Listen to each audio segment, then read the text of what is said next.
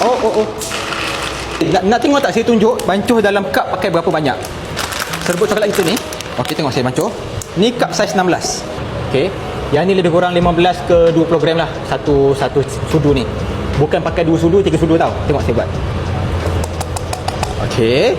Lepas tu air kita letak separuh cawan ataupun lebih kurang 120 hingga 150.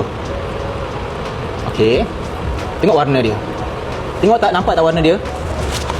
Pekat tak? Susu kalau kita letak dia pudar ke tak warna dia? Kita tunjuk. Susu kita letak lebih kurang dalam 2 sudu lah, 2-3 sudu lah. Terpulang lah susu terpulang, korang nak tahu macam mana. Tengok warnanya. Memang sangat-sangat pekat. Oh.